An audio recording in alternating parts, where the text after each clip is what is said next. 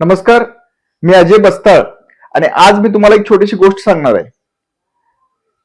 ती गोष्ट अशी आहे की एक शेतकरी असतो आणि त्या शेतकऱ्याला रानामध्ये काम करत असताना गरुडाची अंडी सापडतात. अंडी साईजनं खूप मोठी असतात, पण तो ती अंडी घेऊन घरी येतो आणि त्याच्याकडे कोंबड्या वगैरे भरपूर असतात. एक कोंबडी खुडूक बसलेली असते आणि त्याच्यामध्ये त्याने काही अंडी ठेवलेली असतात कोंबडीची.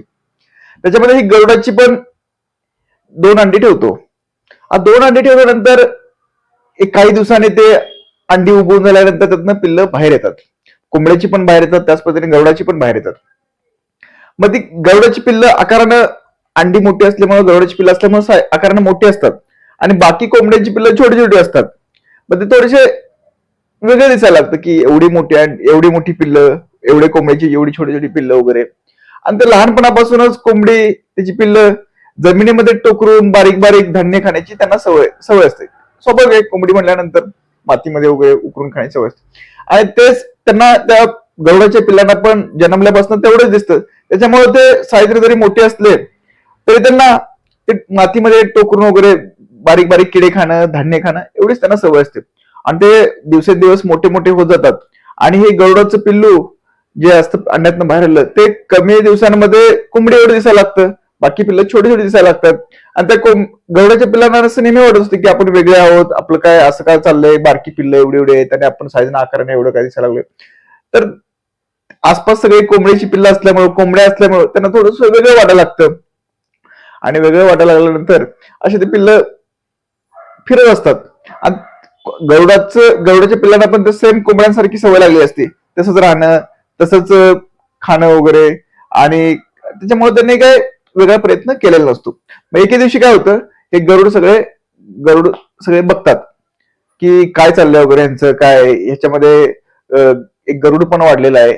आणि हे बघितल्यानंतर मग त्या ह्याला बोलवून घेतात की म्हणतात की बाबा तू गरुड आहेस, तुला आकाशामध्ये उंच झेप घ्यायची तुला सवय असायला पाहिजे, तू आकाशावर राज करायला पाहिजे. या कोंबड्यांच बरोबर काय करायला लागलायस, मातीमध्ये बसायला लागलायस, मातीमध्ये किडे खायला लागलायस, धान्य खायला लागलायस.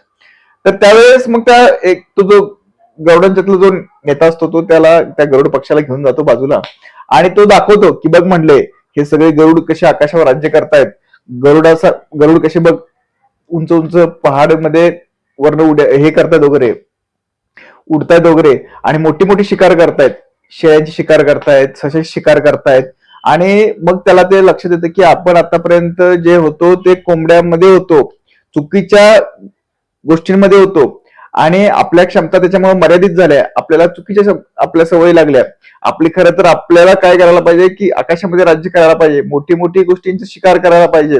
आपण विचित्र नव्हतो, तर ते आसपासचे सगळे कोंबड्यांची पिल्लं होती, त्याच्यामुळे आपण विचित्र वाटतो, वेगळं वाटतं. पण आपल्या क्षमता व्यापक आहेत, आपली जागा वेगळी होती. आणि मग तो जो आहे तो त्यांचा गरुडांचा नेता असतो, तो त्याला ते उडायला वगैरे शिकवतो.